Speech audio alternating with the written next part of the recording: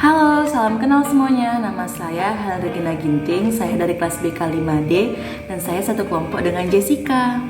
Hai semuanya, perkenalkan nama aku Jessica Natalia Simatupang dari BK 5D dengan NIM 200507110. Nah, hari ini kita akan membahas tentang pajak penghasilan dari mata kuliah Analisis Laporan Keuangan. Yuk, segera dilihat aja. Yuk kita bahas apa sih pengertian pajak penghasilan. Pajak penghasilan atau biasa disebut dengan PPh ialah pajak yang dikenakan terhadap tiap tambahan nilai kemampuan ekonomis yang diterima oleh WP atau tax match, baik itu yang didapat dari dalam maupun dari luar negeri, yang dapat menambah kekayaan wajib pajak. Wajib pajak itu bisa perorangan atau suatu badan usaha. Badan usaha juga memiliki wajib NPWP atau nomor pokok wajib pajak dan dikenakan PPh atau pengelolaan dan penguasaannya atas barang dan jasa. Beberapa badan usaha itu seperti bentuk badan hukum perusahaan atau seperti kayak PT atau juga bisa juga FA perusahaan firma atau juga CV perseroan komanditer. Sedangkan pajak penghasilan yang dibebankan kepada perseroangan maka meliputi upah dan gaji serta tunjangan, juga honorarium dan pembayaran lainnya yang berhubungan dengan jasa atau kegiatan atau jabatan atau pekerjaannya, yakni segala bentuk penghasilan. PPh diatur dalam beberapa pasal UU terkait perpajakan. Mengenai pajak penghasilan perseroangan tersebut diatur pada pasal 21. Nah, tarif pajak juga ada penghasilan yang terbaru. Wajib pajak perlu perhatikan Undang-Undang Nomor 7 Tahun 2021 tentang Harmonisasi Peraturan Perpajakan atau HPP. Sejak Januari 2022, maka mulai berlaku ketentuan tentang pajak penghasilan yang terbaru. Terdapat satu lagi, lapis penghasilan orang pribadi atau bracket yang dikenakan tarif pajak penghasilan atau PPh. Tambahan satu layer PPh orang pribadi itu adalah tarif PPh sebesar 35% bagi penghasilan kena pajak senilai di atas 5 miliar. Sehingga orang-orang kaya wajib membayar pajaknya secara lebih mahal. Sedangkan di sisi lain, maka pemerintah meningkatkan batas tarif pajak penghasilan terendah sebesar 5% menjadi 60 juta rupiah dari sebelumnya yang sebesar 50 juta rupiah. Nah, buat kalian yang tahu, ini ada beberapa rincian lengkap seorang wajib pajak. Yang pertama, wajib pajak berpenghasilan kena pajak hingga 60 juta rupiah wajib membayar tarif pajak 5%. Yang kedua, wajib pajak berpenghasilan di atas 60 juta rupiah hingga 250 juta rupiah dikenakan tarif pajak 15%. Yang ketiga, wajib pajak berpenghasilan kena pajak 250 juta hingga 500 juta rupiah dikenakan tarif pajak 25%. Yang keempat, wajib pajak berpenghasilan kena 500 juta rupiah hingga 5 miliar rupiah dikenakan tarif pajak 30%. Dan yang kelima, WP berpenghasilan di atas 5 miliar rupiah dikenakan tarif pajak 35%. Lalu, tarif PPh badan usaha juga naik menjadi sebesar 22% untuk tahun pajak 2022 dan seterusnya. Dalam melaporkan pajak, maka hitung dulu total seluruh penghasilan kotor, lalu kurangi dengan biaya untuk mendapatkan dan menagih, juga memelihara penghasilan, termasuk biaya pensiun dan hutang, serta kredit bank, hingga diketahui total pendapatan bersihnya, kemudian dikurangi dengan penghasilan tidak kena pajak atau PTKP, hingga diketahui penghasilan kena pajak atau PKP-nya. Nah, berikut adalah dasar hukum pajak penghasilan. Peraturan perundang-undangan yang mengatur pajak penghasilan di Indonesia adalah UU Nomor 7 Tahun 1983 yang telah disempurnakan dengan UU Nomor 7 Tahun 1991, UU Nomor 10 Tahun 1994, dan UU Nomor 17 Tahun 2000, dan UU juga Nomor 36 Tahun 2008. Peraturan pemerintah, keputusan presiden, keputusan menteri keuangan, keputusan direktur jenderal pajak, dan surat edaran direktur jenderal pajak. Nah, pajak penghasilan itu dikelompokkan menjadi beberapa objek. Yang pertama ada subjek dan yang kedua ada objek. Nah, jadi di sini aku akan membahas tentang subjek dulu ya. Dan subjek pajak penghasilan dikelompokkan menjadi dua, yaitu subjek pajak penghasilan dalam negeri dan subjek pajak luar negeri. Pengelompokan tersebut diatur dalam Pasal 2 Ayat 2 UU Nomor 36 Tahun 2008. Nah, subjek pajak yang pertama adalah subjek pajak penghasilan orang pribadi luar negeri adalah mereka yang tidak berdomisili di Indonesia dan tinggal kurang dari 183 hari di Indonesia dalam jangka waktu 12 bulan. Orang tersebut dapat berada di luar negeri atau menjalankan usahanya di Indonesia dengan pergi pulang. Namun, selama mendapatkan penghasilan dari usahanya tersebut, dia dikategorikan sebagai subjek pajak penghasilan. Dan yang kedua adalah subjek pajak penghasilan orang pribadi dalam negeri adalah WNI atau WNA yang bekerja dan memperoleh penghasilan serta berdomisili atau berkediaman tetap di Indonesia lebih dari 183 hari dalam jangka waktu 12 bulan atau yang dalam 1 tahun pajak ada di Indonesia dan mempunyai niat untuk tinggal di Indonesia. Selanjutnya, saya akan menjelaskan mengenai objek pajak penghasilan. Ada yang tahu apa saja yang termasuk ke dalam objek pajak penghasilan? Kalau tidak tahu, ayo kita bahas. Yang pertama yang termasuk dalam objek pajak penghasilan yaitu penggantian atau imbalan. Yang kedua, hadiah dari undian atau pekerjaan atau kegiatan dan penghargaan. Yang ketiga, laba usaha. Yang keempat, keuntungan karena penjualan atau karena pengalihan harta yang termasuk keuntungan karena pengalihan harta kepada perseroan. Yang kedua, keuntungan karena pengalihan harta kepada pemenang.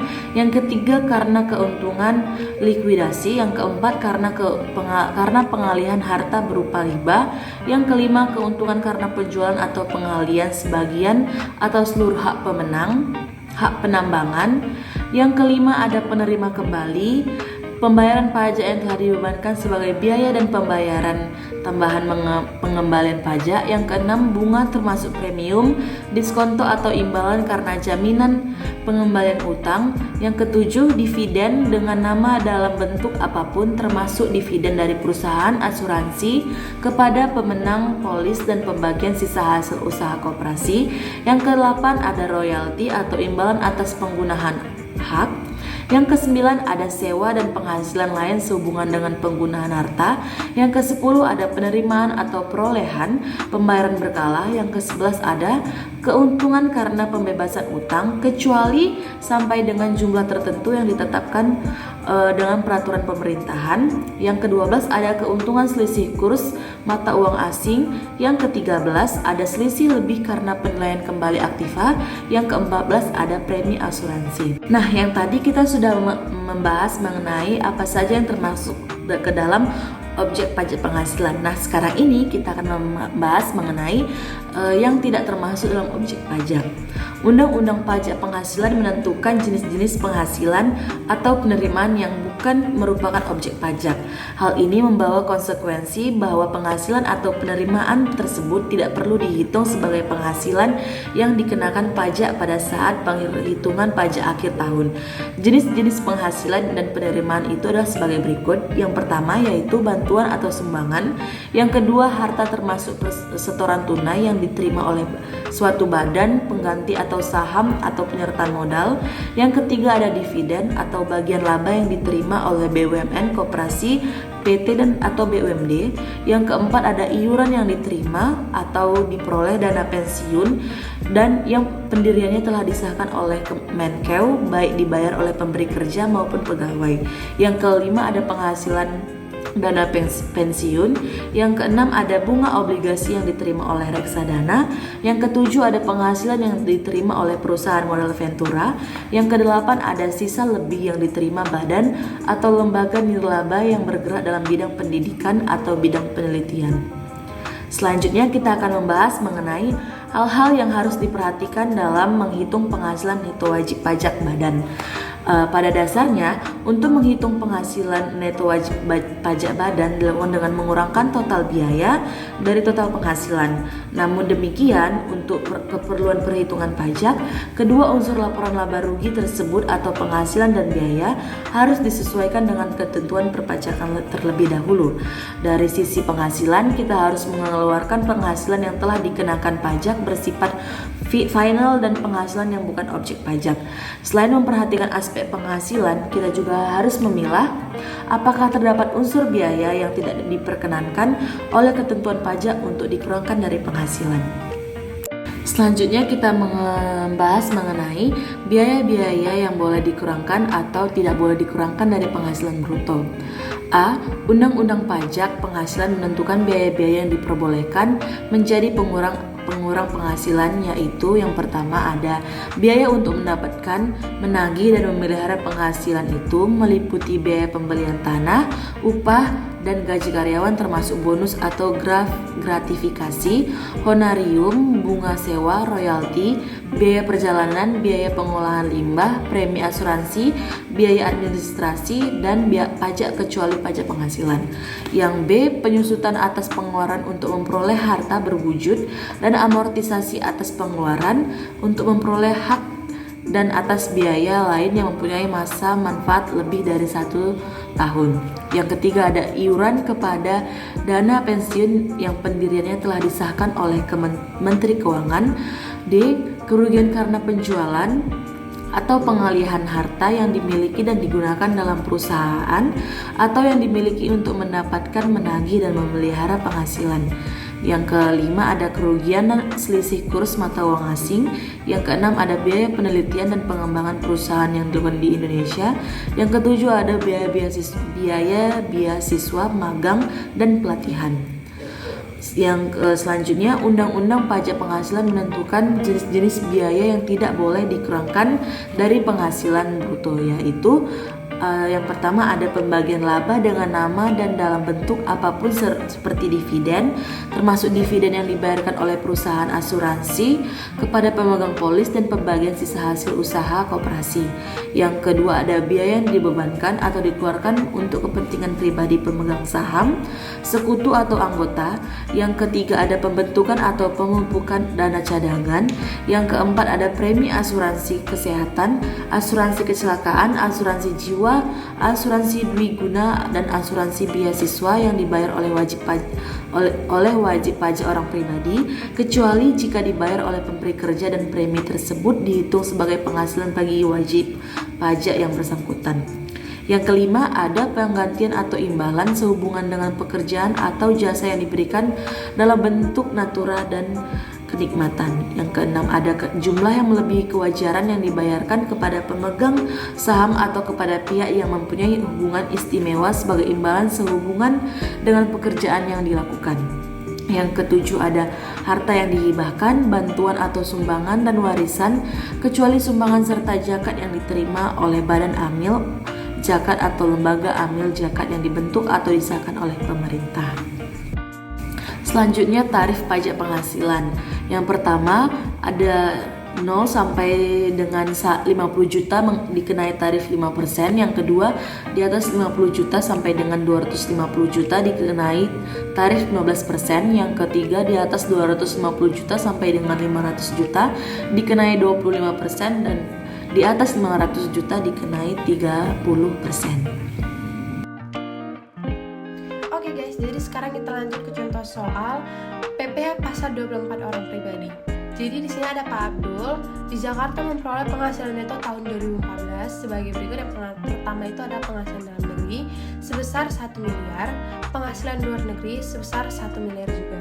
Kenapa dia mendapatkan tarif 30%? Karena berdasarkan lapisan penghasilan kena pajak terdapat jika penghasilan itu di atas 500 juta, maka penghasilan tarifnya itu sebesar 30%. Jika dia mendapatkan penghasilan di atas 250 juta sampai dengan 500 juta, ia mendapatkan 25%. Sedangkan penghasilan di atas 50 juta sampai dengan 250 juta mendapatkan 15%. Dan lapisan penghasilan kena pajak 0 sampai 50 juta penghasilan mendapatkan 5% tarif. Dalam perhitungan jumlah maksimum PPh pasal 24, yang pertama itu kita harus mencari jumlah penghasilan neto, yaitu adalah pertambahan dari penghasilan dalam negeri ditambah penghasilan luar negeri sebesar 2 miliar. Dan dengan ada wajib pajak sama dengan 24.300.000 dan menikah dengan sebesar 2.025.000. Dan penghasilan kena pajak atau PKP itu adalah pengurangan dari wajib pajak dan menikah sebesar 1.973.675.000. Nah, perhitungan jumlah maksimum PPh pasal 24 yang kedua adalah PPh terutang dari pasal 21. Yang pertama itu ada 5% dikali 50 juta sama dengan 2.500.000. Yang kedua ada 15% dikali 200 juta sama dengan 30 juta. Yang ketiga ada 25% dikali 250 juta sama dengan 62.500.000. Dan yang keempat adalah 30% dikali 1.473.675.000 sama dengan 442.102.500 dengan jumlah dan totalnya adalah 537.102.500 juta. Nah, menghitung perhitungan jumlah maksimum PPh pasal 24 yang ketiga adalah batas maksimum PPh pasal 24, yaitu 1 miliar dibagi dengan total dari penghasilan dalam negeri dan penghasilan luar negeri sebesar 2 miliar dikali 537.102.500, yaitu adalah total dari PPh terutang pasal 21 dan menghasilkan hasil total 268.551.250. Nah, menghitung perhitungan jumlah maksimum PPh pasal 24 yang keempat adalah PPh yang dibayar di luar negeri sama dengan 30% dari tarif itu dikali 1 juta sama dengan 300 juta. Karena PPh luar negeri itu lebih besar dari batas maksimum 300 juta, lebih besar dari 267.550. Maka PPh pasal 24-nya adalah 268.551.250 juta. Selanjutnya kita akan membahas soal PPh pasal 24 dengan kerugian. Adapun contoh soalnya yaitu PT Batavia merupakan perusahaan multinasional yang berkedudukan di Indonesia. Pada tahun 2014 mengalami kerugian sebesar 200 juta. Adapun rincian penghasilan neto dari cabangnya yang di luar negeri sebagai berikut. Yang pertama, Singapura memperoleh penghasilan neto sebesar 1 miliar dengan tarif pajak 40% dan Malaysia memperoleh penghasilan neto sebesar 3 miliar dengan tarif 25%. Perhitungan jumlah maksimum PPh pasal 24-nya yaitu yang pertama penghasilan luar negeri. Diketahui bahwa Singapura itu penghasilan netonya sebesar 1 miliar dan Malaysia sebesar 3 miliar dengan penghasilan dalam negeri yaitu 200 juta. Jadi dikurangi 1 miliar ditambah 3 miliar dan dikurangi dengan penghasilan dalam negeri. Jadi hasilnya itu 3 miliar 800. Dan diasumsikan penghasilan neto, PKP-nya penghasilan kena pajak, maka PPh badan yaitu 25% dikali 3,8 miliar yaitu hasilnya 950 juta. 3 batas maksimum PPh 24 yaitu Singapura 1 miliar dibagi 3 miliar 800 dikali 950 hasilnya 250 juta. Dan untuk Malaysia 3 miliar dibagi dengan 3 miliar 800 dikali 950 hasilnya 750 juta. Yang keempat, PPh yang dibayar di luar negeri yaitu Singapura sama dengan 40% dikali 1 miliar hasilnya 400 juta dan Malaysia 25% dikali 3 miliar hasilnya 750 juta. Yang kelima, PPh pasal 24 A. Singapura karena PPh luar negeri lebih besar batas maksimum yaitu 400 juta lebih besar dari 250 juta maka PPh pasal 24 Singapura yaitu 254 juta. Yang Malaysia yaitu karena PPh luar negeri batas maksimum 75 juta lebih besar dari 750 juta maka PPh pasal 24 Malaysia yaitu 750 juta. Jadi total PPh 24 PT Batavia adalah 1 miliar hasil dari 250 juta ditambah dengan 750 juta.